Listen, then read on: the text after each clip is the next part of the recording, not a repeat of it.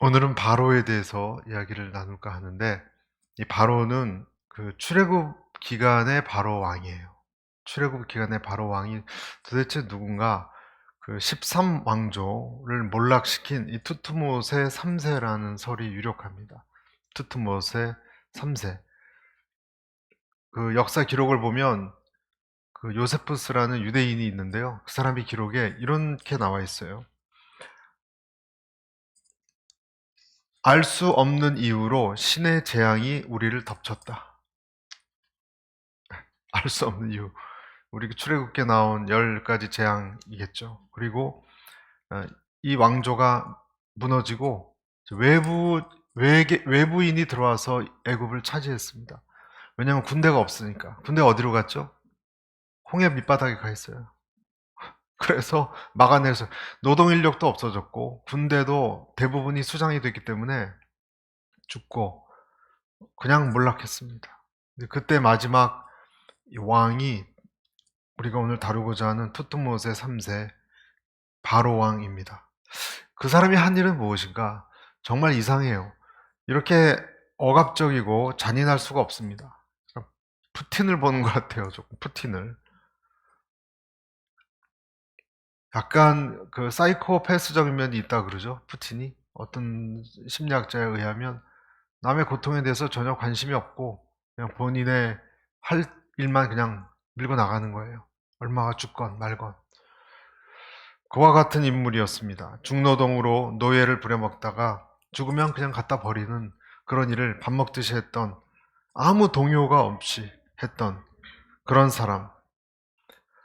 과거에 요셉이라는 총리 대신으로 나라가 거의 기근으로 망하다가 살아났는데 그 민족이 조상이 요셉인데 어떻게 보면 고마워해야 할 일 아닙니까?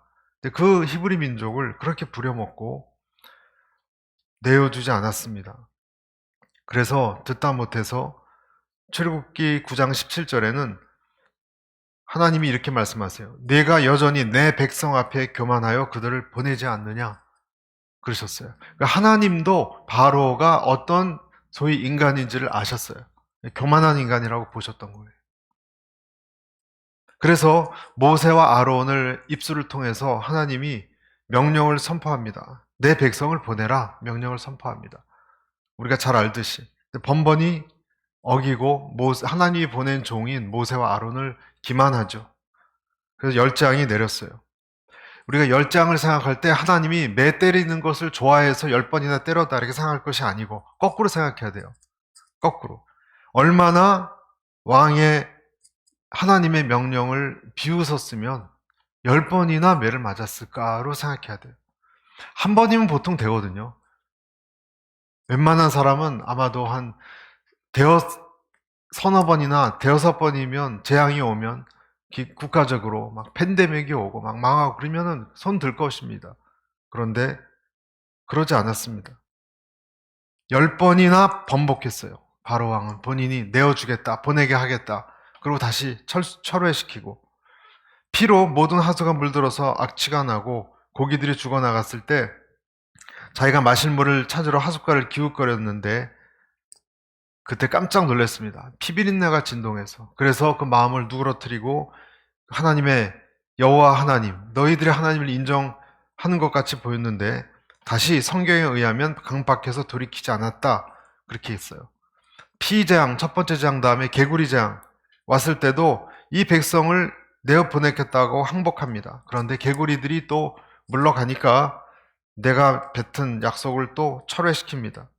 그 다음에 파리, 재앙이 나라를 덮었을 때 너희는 제발 가서 너희 하나님에게 희생 제사를 드리라 라고 약속을 했습니다. 다섯째도 생축의 재앙, 또 생축의 악질 재앙, 독종의 재앙, 일곱 번째 우박 재앙을 통해서 계속 바로 마음은 굽혀지지 않았습니다.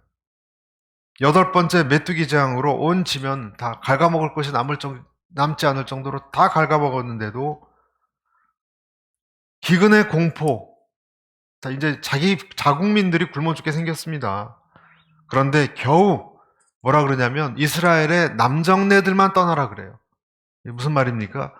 여차하면 여자와 이 노약자 어린애들은 다 볼모로 포로로 잡아서 어떻게든 붙잡고 그 왜 테러리스트들이 하는 거 있잖아요. 포로 붙잡고 한 명씩 죽이든지 뭐 하겠다라는 그런 속셈이죠. 9번째 흑암의 재앙 때는 양과 소만 남기고 너희 하나님 여호와를 섬기라 그랬어요. 이것도 말이 안 되는 것이 무슨 제물로 그러면 제사를 드립니까? 그러니까 하나님의 그 예배와 제사는 안중에도 없는 거고 희생 제사를 결국은 회방하는 거죠. 완악함을 풀지 않았습니다. 그리고 겨우 10번째 재앙으로 모든 애굽에 자기의 장자만 죽은 것이 아니에요, 여러분. 모든 장자들이 죽었고 심지어는 동물들의 첫째 새끼도 다 죽었어요. 엄청난 시신들이 나왔습니다. 사방에서 곡성이 울려 퍼지고 그리고 자기 자식까지 죽으니까 그때서야 손을 듭니다. 하여간 처음에는 애굽 땅에서 제사 드리려고 그랬다가 나중에는 여자와 아이들은 노약자들은 남겨놓고 가라 그랬다가 나중에는 모세 그런 식으로 짐승을 두고 가라 그랬다가 예배를 회방하고 모세와 아론을 통해서 하신 하나님의 음성을 비웃었던 왕이 바로 왕입니다. 성경을 보면 바로의 마음이 이렇게 돼 있어요. 완강하여 백성을 보내지 아니하니라. 또 여호와께서 바로의 마음을 강팍해 하셨으므로 그들을 듣지 아니하였으니. 강팍이란 단어는 그 원어 단어로 하자크란 단어인데 아주 바위처럼 굳고 아주 완강한 그 뜻이에요. 강팍이. 또 완강하다라고 할 때 키베드란 단어도 무겁다 그런 뜻입니다. 근데 어떤 사람은 그래요. 하나님이 완강하고 강팍하게 했으면 하나님 책임이 아니냐, 그렇죠? 하나님이 바로의 마음을 강팍하게 했다. 그러면 여러분 어떤 생각이 드세요? 하나님 책임이세요? 하나님이 저와 여러분 마음을 예수 안 믿고 그냥 내 뜻대로 버팅기는 마음을 그렇게 만드셨습니까? 하나님이 그럴 능력이 있나요? 여러분 하나님은 제가 그전에도 말씀드렸는데 두 가지 일은 못하세요. 두 가지는. 모든 것을 완벽히 하실 수 있는 아주 초능력자, 무제한이 없는 능력자지만 할 수 없는 게 두 가지예요. 첫째는 약속한 것을 어기는 일, 자기가. 자기 스스로 거짓말쟁이로 만든 그런 일관되지 않은 그런 하나님은 못하세요, 본인. 하나님은 진실되시고 의로우신 분이기 때문에. 자기 스스로 모순을 일으키지 않으세요. 그리고 또 한 가지 못하시는 것이 사람 마음대로 요리조리 못하세요. 왜 그럴까요? 우리를 하나님의 비슷하게 만들었기 때문에. 우리를 하나님과 좀 비슷하게 만들었거든요. 형상으로 만들었다 그랬잖아요. 그 말에 가장 중요한 그 요인은 자유예요, 자유.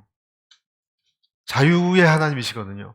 그러니까 내 마음을 하나님이 완전히 맞다 갔다 하면 다 마음대로 조정할 수 있잖아요. 그거는 못해요. 그러니까 완악하게 했다. 하나님이 바로의 왕을 완악하게 만들었다라는 뜻은 완악하게 해놓고 이스라엘을 괴롭히는 사람으로 만드는 그런 뜻이 아니고 바로의 완악해지고 강팍해지는 마음을 그냥 내버려 두셨다라고 우리가 풀이를 해야 됩니다. 그러니까 이것은 무슨 말이냐면요. 저와 여러분의 마음이 강팍해지고 완고해지는 것은 누구 책임이에요? 우리 친척 중에, 우리 가족 중에, 또는 우리 자녀 중에 완악한 마음은 하나님 책임이에요? 아니에요. 그것만은 우리 책임이에요. 우리 책임이에요. 바로 책임이에요. 바로 왕을 그렇게 만든 하나님 책임이 아니에요. 내가 책임을 져야 되는 것입니다. 교만함도 내 책임이에요. 하나님이 왜 저를 교만하게 만드셨어요? 그런 말은 있을 수 없어요. 왜냐하면 그것은 나에게 책임도 줬고 자유도 줬기 때문에.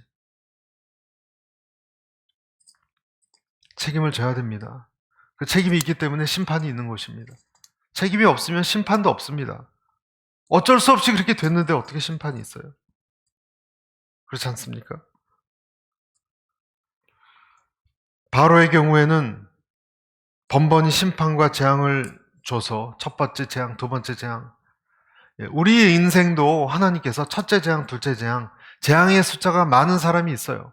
많이 고난받은 사람은, 그러고서 주님께 돌아오지 않은 사람은 질긴 사람이에요. 그만큼. 매를 많이 맞은 사람이에요. 그래서 어떤 면에서는 괴로움이라는 것은 빛을 볼 수 있는 통로예요. 기회예요. 괴로운데도 하나님께 나아가지 않는다? 그만큼 내 자아가, 이 줄기가 아주 질긴 사람이에요. 이제 산책 가다가 나뭇가지가 그냥 높이 이렇게 삐죽 사람 눈을 찌를 것 같아서 아까도 제가 막 이렇게 비틀어서 안 잘라줘요. 안 잘라줘. 한 360도를 대여섯 바퀴 돌려도 끊어지질 않아요. 어떤 나무는. 질겨요.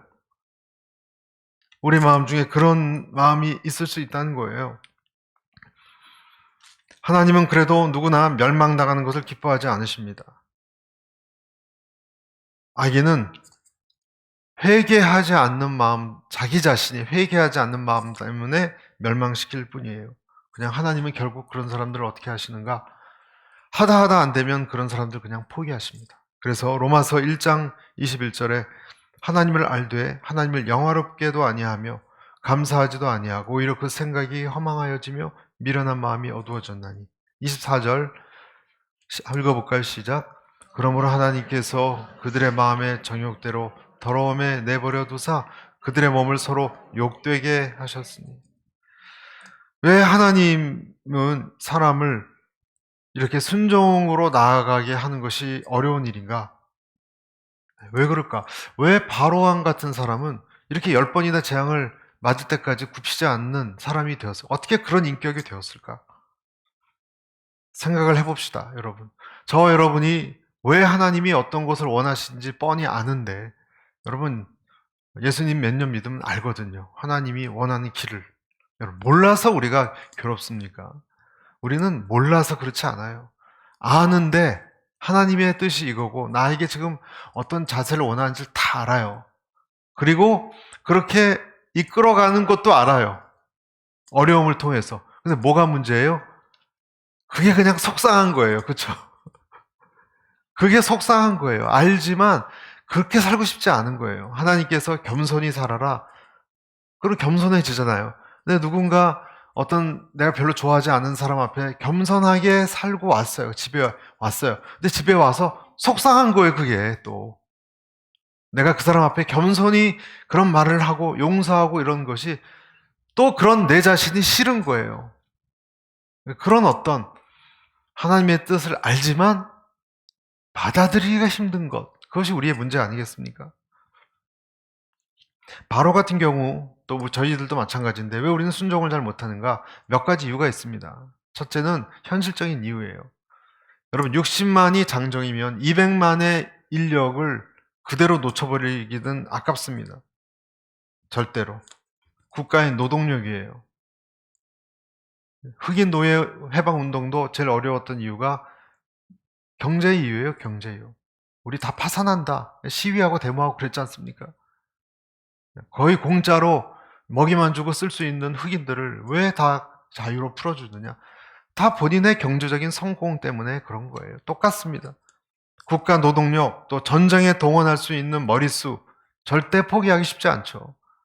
저라도 그랬을 것 같아요. 그 좋은 우수한 양질의 노동력을 그냥 풀어준다? 말이 안 되죠. 두 번째 또 바로에게는 종교적 신념이 있었어요. 본인이 진짜 태양의 아들이라고 생각했어요. 태어날 때부터 계속 옆에서 부추겼을 거예요. 너는 특별한 아이다. 오시스, 이시리스가 낳은 특별한 신의 아들이다. 모든 권한이 있다라고 믿었습니다. 여러분 실제로 힌두교에서도요. 여기 점이 빨간색 점을 가진 신령한 어린아이가 있어요. 그 계급 4가지, 5가지 있지 않습니까? 힌두교에도. 그런데 그러한 그 신이 환생했다는 어린아이를 두면 그 아이는 자라면서 진짜 신의 여자아이로 믿어요. 본인 스스로. 완벽한 계급사회, 말을 듣지 않으면 명예살인을 일으키는 종교도 힌두교 아닙니까? 그러니까 그것이 아니라도 에덴에서 추방당한 인간의 의지와 이 마음들이 기본적으로 얼마나 삐뚤어져 있고 하나님을 대적하는 것이 DNA 속에 그냥 내재되어 있는 것입니다. 우리가. 그래서 육신의 생각은 하나님과 원수가 되나니 하나님의 법에 굴복하지 아니할 뿐 아니라 할 수도 없습니다. 하나님이 특별히 만지지 아니하시면 쉽지 않다는 거예요. 물론 자기 책임도 있지만 육신에 있는 자들은 하나님을 기쁘시게 할 수 없느니라. 그래서 문제는 여러분 로마서 8장에 정말 로마서 8장 제일 사랑하는 장인데 육신적이다 그 말은요 하나님을 대적하는 체질이다 그 뜻입니다. 여러분 육신적인 체질이 어떤 방법을 통해서건 바뀌어질 수 있기를 축복합니다.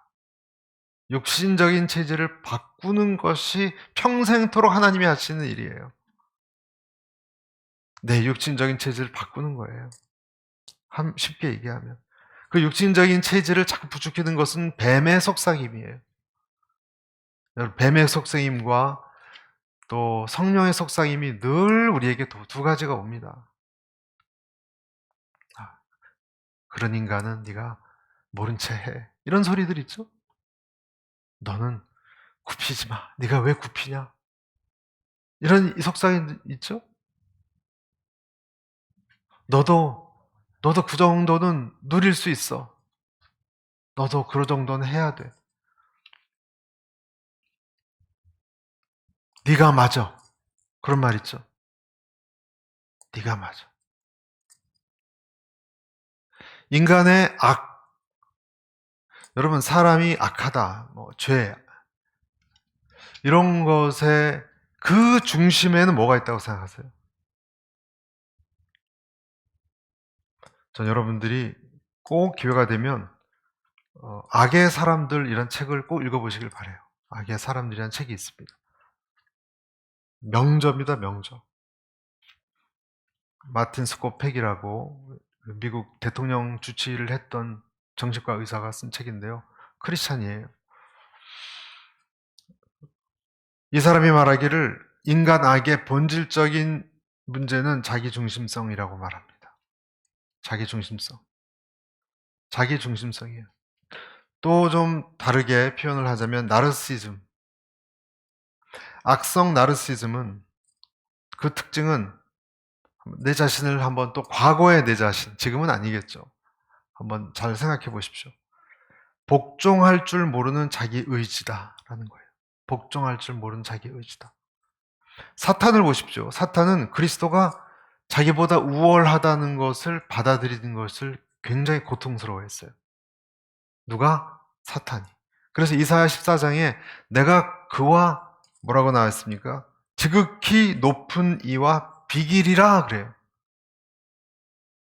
지극히 높은 이는 하나님이고 예수님이에요. 근데 앉을 거야 그 뜻이에요. 앉을 거야. 지기 싫어 그 뜻이에요. 하나님의 무별 위에 나의 보좌를 높이리라. 나도 높아질 거야 나도.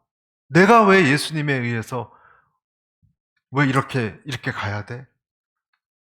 내가 뭐가 부족해서? 이렇게 하겠다는 거예요 사탄이. 하나님의 보좌와 대적하겠다는 거예요. 사탄이 그리스도가 자기보다 우월하다는 것을 받아들이기 힘들었어요. 다시 말해서 자기의 불완전함을 받아들이기가 힘들었어요.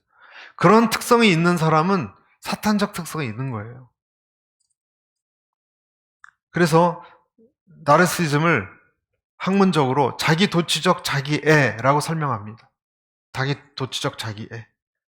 마틴 스캇 팩이 나르시즘은 그 자기 외모에 도취돼서 거울만 바라보는 그 공주병 정도를 얘기하는 것이 아니에요, 여러분. 그런 정도의 그냥 내가 멋있다 그런 나르시즘 얘기하는 것이 아니에요.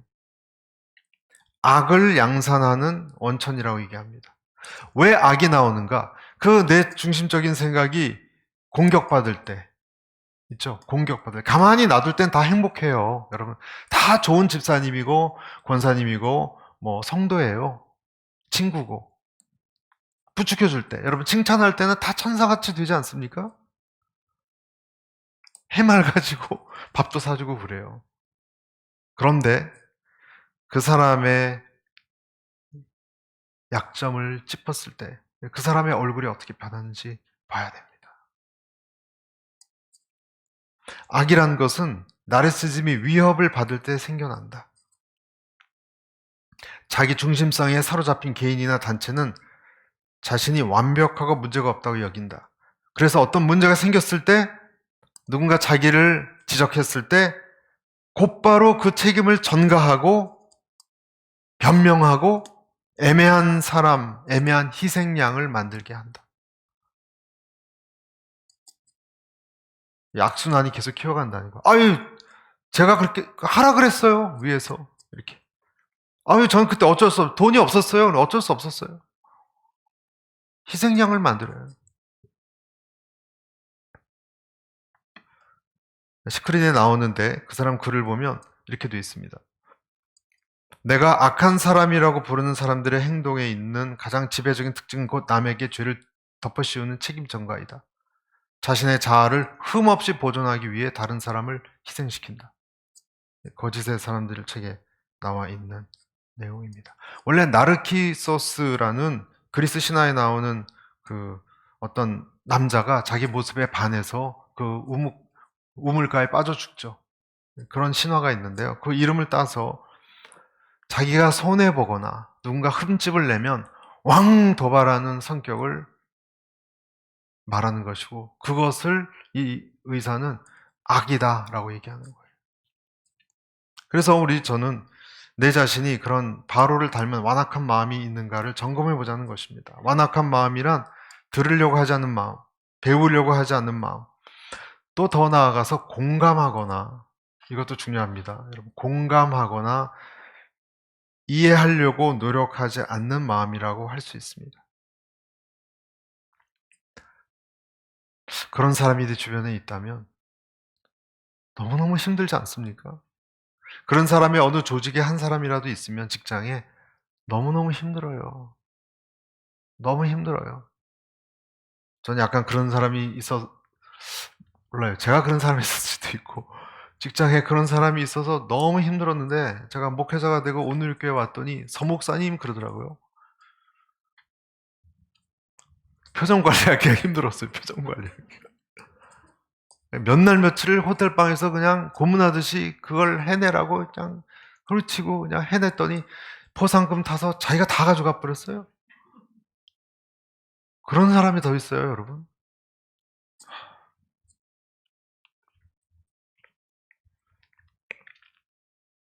예수님께서 안식일에 선을 행하는 것과 악을 행하는 것, 생명을 구하는 것과 죽이는 것, 어느 것이 옳으냐? 안식일에 선을 행하는 것과 악을 행하는 것, 어느 것이 옳으냐? 여러분, 답은 나와 있잖아요. 당연히 선을 행하는 것이 옳죠.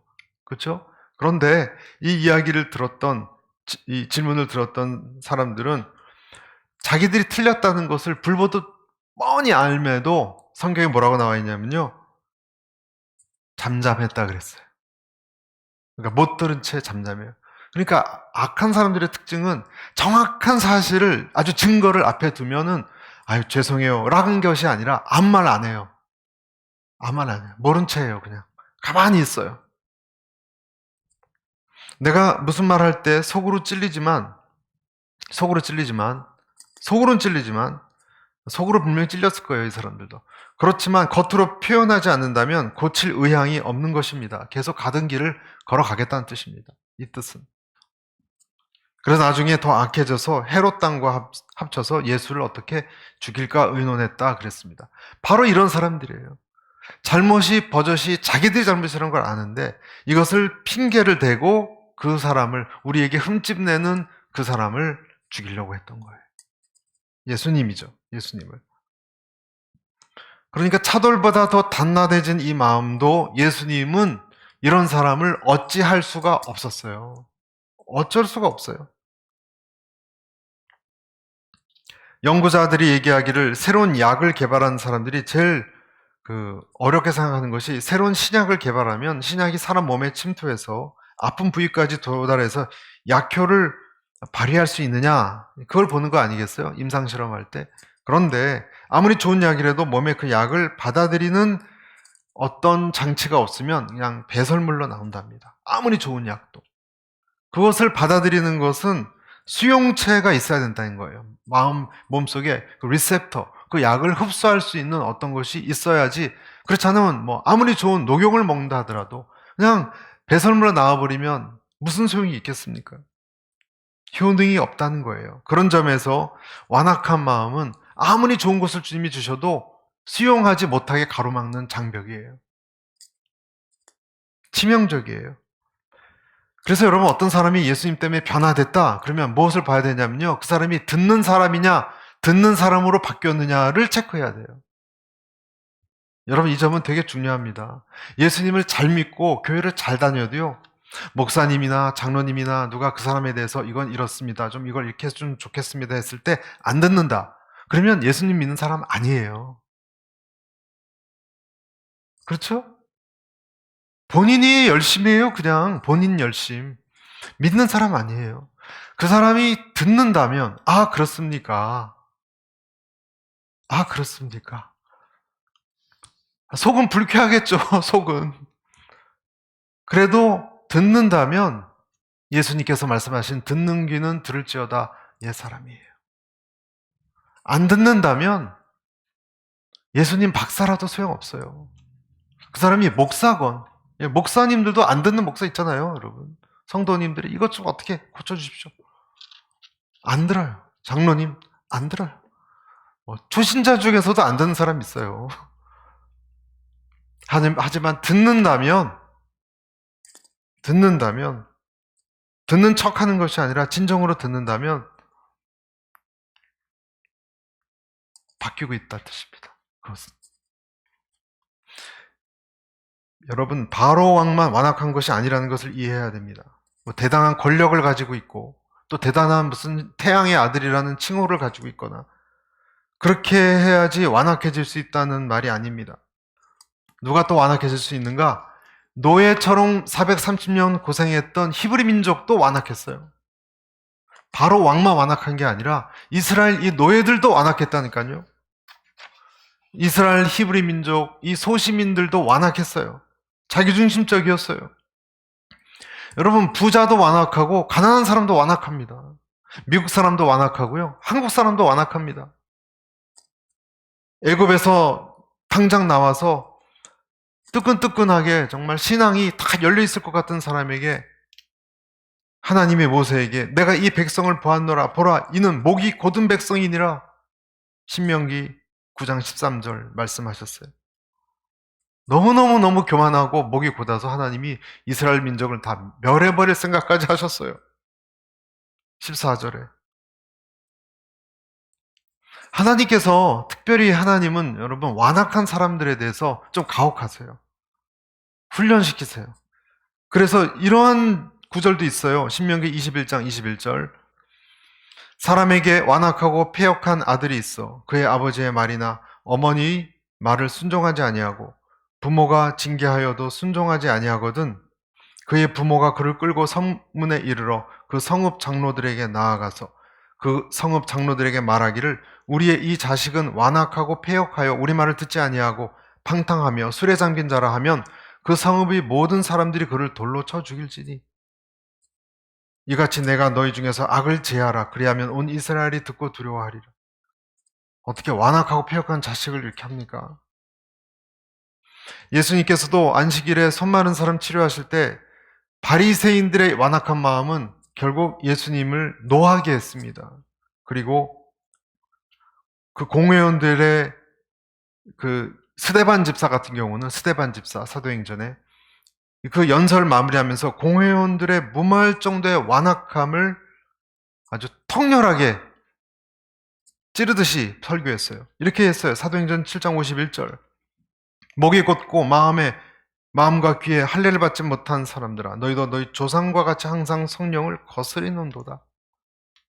그러니까 이것을 들으면 불쾌하죠. 불쾌하면 어떻게든 받아들인지 할 텐데 아까 말씀드린 것처럼 다시 그 사람에게 책임 전가를 해서 스데반을 죽였잖아요. 바울도 고린도 유대인들에게 설교할 때 예수님의 구원 메시지를 설교했는데 석 달 동안 회당에서 설득했어요. 여러분, 석 달 동안 설득했는데 사도행전 19장 9절 이렇게 돼 있습니다. 어떤 사람들은 마음이 굳었다는 표현 나오죠. 순종하지 않고 무리 앞에서 이 도를 비방하거늘 바울이 그들을 떠나 제자들을 따로 세우고 도란노 사원에서 날마다 강론하니라. 완악함, 믿음 없음으로 인해서 결국 복음을 거부한 사람들 떠날 수밖에 없었습니다. 바울도. 여러분 그러면 어떻게 해야 됩니까? 이런 완악함이 있는 내 자신이라면 또 주변에 어떤 사람이라면 어떻게 해야 됩니까? 내 자신의 의지를 무조건 내려놔야 돼요. 아멘. 그렇지 않으면 하나님이 그를 사랑하기 때문에 애굽의 재앙 같은 것이 온다는 거예요. 바로와 애굽 족속에게 수많은 재앙을 거듭 주셨던 이유입니다. 완악함을 꺾는 길은 세 가지가 있습니다. 하나님 말씀하신. 첫 번째, 하나님의 말씀을 통해서 말씀하세요. 여러분 한번 그 전에 들으셨을 거예요. 큐티 말씀을 통해서 말씀해 주세요. 탁 걸리는 말씀이 있어요. 첫 번째 내게 주시는 방법이에요. 두 번째 이 말이 통하지 않으면 내 아내나 남편이나 자식을 통해서 말씀하세요. 부모를 통해서. 이거 고치세요. 바꾸세요. 그 말도 사람이 듣지 않으면 사건이 일어납니다. 사건이 일어납니다.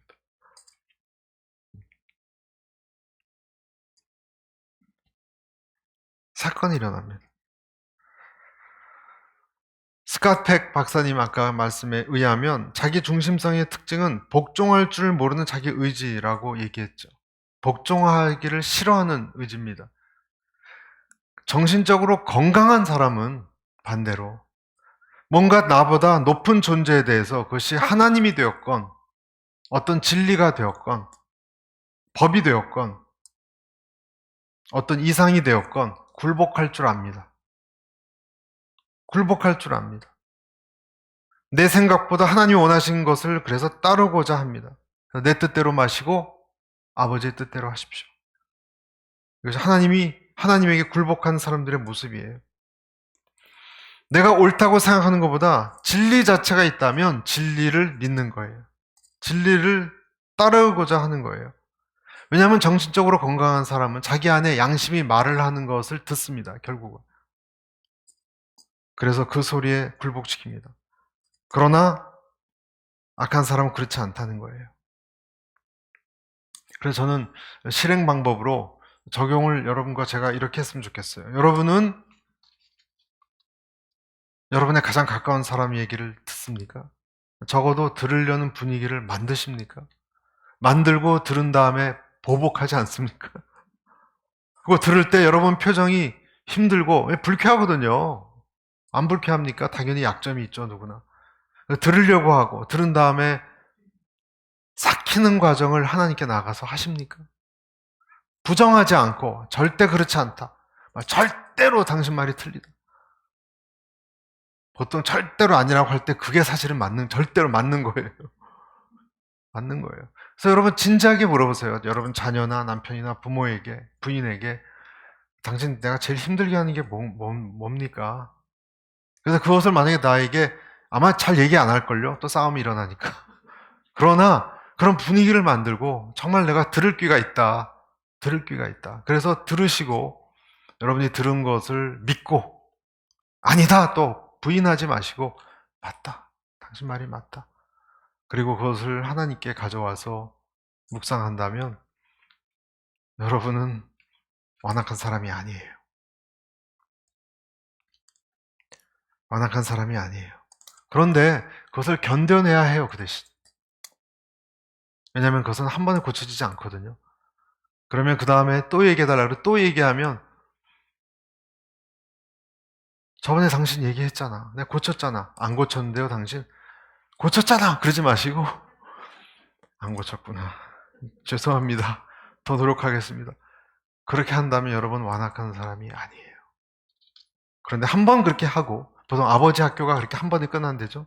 아버지 학교에 눈물 줄줄 흘리고 좋은 아버지 되겠다 그러고 한 3달 지나서 똑같아져요, 옛날하고.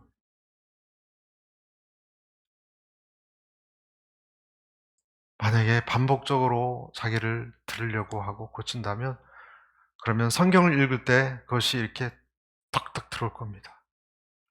하나님이 나를 지적하시고, 그리고 그것을 하나님께 그냥 구멍 뚫린 채로 주님께 또 가지고 나가면 그 다음에 말씀이 바뀌기 시작하는 걸 경험할 거예요. 왜냐하면 그것은 처리가 됐거든요. 그러면 그 사람에게 맞는 다른 말씀이 이제 들어와요. 그리고 보통 그런 사람에게 축복의 통로가 열려요. 아멘. 저 같은 경우는 그랬어요. 저는. 여러분도 똑같을 거예요. 어떤 것을 그냥 너무너무 자존심 상하는데 순종을 하면요, 반드시 상을 주세요. 상을 주세요. 다른 쪽으로.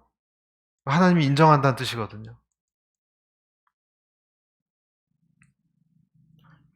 그러나 그렇지 않은 사람은 자기 의지가 너무나 강하고 변명도 강합니다. 얼마 전에 여러분 신문 보셨습니까? 과테말라에서 그 기사가 났는데 총기 사고로 버스에 올라가서 총으로 사람들을 위협했어요. 강도 두 사람이. 그런데 한 사람이 승객 중에 총 가진 사람에 의해서 사살당했어요.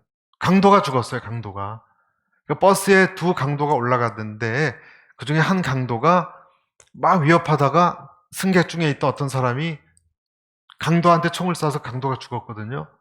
그랬더니 그 어머니가 방송 인터뷰에 나왔는데, 성실하게 강도질을 하는 내 아들이 무슨 죄가 있다고 아침부터 그걸 계획하고 성실히 강도질을 밤낮 했다는 거예요. 왜 그런 죄 없는 아이를, 그 사람 누구냐고 쏜 사람 난리를 쳤다는 거예요. 여러분, 적반하장도 여부수죠. 철저히 자기 가족 중심, 자기 중심의 사고방식입니다. 악성 나르시즘 환자는 이를 그르쳐놨다고 우겨대는 사람들이라고 말합니다. 이유가 왜 그럴까? 많은 학자들이 이 나르시즘의 이 자기중심성의 이유를 파헤쳐 봤는데 수십 년이 흘렀거든요. 그래도 아직 걸음마 단계래요. 파헤치질 못했어요. 하지만 크리스찬들은 그 이유를 알죠? 원인이 뭡니까? 죄예요. 죄예요. 자기 애적 인격 장애. 어떤 사람은 또 이렇게 얘기합니다, 여러분. 이 부분도 잘 들어보세요. 인간관계가 불안하고 피해의식에 오래 사라져 입혔기 때문이다. 그 사람은 피해자다. 이렇게 그 사람을 변호합니다. 이런 나르시즘이고 자기중심적인 사람을 변호하기도 해요. 또 그렇게 얘기해요. 어린 시절에 불안정한 가정 환경이 원인이기 때문에 그런 괴물이 태어났다. 이렇게 얘기해요. 그래서 범죄를 해도 다 감해주고 풀어주고도, 그렇죠, 현대는. 어느 정도 설득력이 있습니까? 없습니까? 있어요. 어느 정도는 있어요. 그러니까 이 모든 것이 일종의 자기 방어다. 나를 방어하기 위해서 그렇게 자기 중심적일 수밖에 없었다. 이렇게 설명하는 거예요. 그리고 실제로 그런 사람은 어린 시절 모습이 자라나가야 되는데 보호받거나 사랑받지 못하는 그런 정상적인 발달 과정을 갖지 못한 사람은 자라지 못합니다. 왜냐하면 그때부터 무서워서 자기를 보호해야 되니까. 우리가 흔히 말하기를 성인 아이라 그러죠. 성인 아이가 되는 거예요. 충분한 사랑과 이해를 받으면 나아질 것이다. 이렇게도 얘기합니다. 난폭한 부모, 트라우마가 있는 그런 환경에 오래 있게 되면 이런 심리적인 요새가 생긴다. 물론 맞습니다. 그런데 여러분, 자녀도 자기를 보호하면서 괴물, 흉포해진다는 것을 알아야 돼요. 그런데 그 괴물이 되는 것은 자기를 보호하려는 것 플러스 그것도 있지만 본래 자기 안에 있는 악한 속성이 강해지는 거예요. 그래서 중세시대 때 보면 교회 건축물을 보면 처마 끝 같은데 악령을 물리치기 위해서 이렇게 부벽에 괴물 모양의 홈통 주둥이 같은 걸 만들어 놓은 거 보셨죠? 우리나라 그 절 같은 데 가도 이렇게 괴물 모양 같은 것이 처마에 이렇게 있잖아요. 다 그게 귀신 쫓는 거거든요. 서양 중세 건물에도 그런 게 많이 있답니다. 마귀 같은 걸 만들어 놨어요, 이렇게. 그 홈통 주둥이 같은데. 가고일이라고 칭하는데, 그 아이러니하게도 이게 악의 상징이에요. 이상하죠? 마귀를 물리치려고 보호하다가 마귀가 됐어요. 그래서 이것을 가고일리즘, 피학 즉 과학 증세라 그래요. 내가 피학대 당하면서 가학 증세가 나오는 거예요. 그게 자기중심성이에요. 이기적이고 완악하고 강박하게 하나님을 대적하거나 남을 힘들게 하거나 해치는 행동을 하는 것, 거기에 대해서 해답은 이것은 자기 의지의 문제입니다. 말씀을 마무리하기 원하는데요. 문제는 내가 선택하는 거예요. 누구나 유혹이 있어요. 여러분, 누구나 유혹이 있어요. 그렇지만 결정은 내가 하는 거예요. 이쪽이냐 저쪽이냐 어느 쪽이냐 혼란스럽고 갈등이 있을 때가 와요. 우리도 그냥 싸울까 말까, 내가 원하는 이기적으로 행동을 할까 말까, 선택할 때 결정은 내가 하는 거예요. 결단을 내려야 되는 거예요. 그리고 그때 내 육체적인 의지가 죽어야 되는 것입니다. 그래서 마태복음 10장 39절에 이렇게 나와 있습니다. 자기 목숨을 얻으려는 사람은 목숨을 잃을 것이요 나를 위하여 자기 목숨을 잃는 사람은 목숨을 얻을 것이다. 그런 상황에 나를 낮추는 수밖에 없습니다. 다 복합적인 이유가 있습니다. 바로 왕도 이해할 수 있죠. 그렇죠? 왜 이해 못하겠습니까? 그 노동력도 빠져나가고 자기가 태양의 아들이라고 믿었고, 하나님도 그런 상황 모르셨겠어요? 그러나 그때도 바로도 완악하지 않을 수 있었어요. 택해야 했어요. 하나님이 첫 번째, 두 번째 10가지 재앙을 쭉 줄 때 어느 중간쯤에 하나님을 인정하고 자기를 내려놨어야 해요. 꺾었어야 해요. 어떤 사람은 마지막 죽는 순간까지 명예와 재산과 욕심과 그런 것을, 사람 무시하는 마음을 꺾지 않고 가는 사람도 있습니다. 끝까지 잘못된 선택을 하는 것입니다. 성경에 그래서 히브리서에 오늘 이렇게 말씀합니다. 3장 7절에서 11절. 그러므로 성령이 이르신 바와 같이 오늘 너희가 그의 음성을 듣거든, 같이 읽겠습니다. 광야에서 시험하던 날에 거역하던 것 같이 너의 마음을 완고하게 하지 말라. 거기서 너의 열조가 나를 시험하여 증험하고 40년 동안 나의 행사를 보았느니라. 10절 읽습니다. 그러므로 내가 이 세대에게 노하여 이르기를 그들이 항상 마음이 미혹되어 내 길을 알지 못하였다 하였고, 11절 내가 노하여 맹세한 바와 같이 그들은 내 안식에 들어오지 못하리라 하였느니라. 하나님께서 분명히 너는 원죄의 영향 때문에 너 중심적으로 될 수밖에 없구나, 내가 구해주겠다, 너는 어쩔 수 없이 이렇게 이기적이게 살 수밖에 없는 원죄의 영향을 받은 죄인이구나, 그렇게 말씀하지 않으셨어요. 하나님이 우리한테 너는 원죄를 가진 아담의 후손이니까 자기 중심적으로 그렇게 살 수밖에 없구나, 내가 너를 도와주리라, 그러지 않으셨어요. 하나님은 뭐라 그러셨어요? 너의 완고함을 고치라 그러셨어요. 명령하셨어요. 너의 마음을 완고하지 말게 하라, 네가 택하라, 네 책임이다, 그렇게 말씀하셨어요. 그래서 이어지는 히브리서 12절에도 형제들아 너희는 삼가 혹 너희 중에 누가 믿지 아니하는 악한 마음을 품고 살아계신 하나님에게서 떨어질까 조심할 것이요. 13절입니다. 같이 읽을까요? 시작. 오늘 우리가 일컫는 동안에 매일 피차 권면하여 너희 중에 누구든지 죄의 요구로 완고하게 되지 않도록 하라. 조심하라. 분별하라. 오른쪽을 택하라. 완고하지 않도록 너의 마음을 부드럽게 하라. 그렇지 않으면 너는 절대 안식을 얻지 못할 것이다. 안식을 얻지 못할 뿐만 아니라 심판을 면치 못할 것이다. 우리에게 주시는 메시지입니다. 내가 결정하고 택하는 것입니다.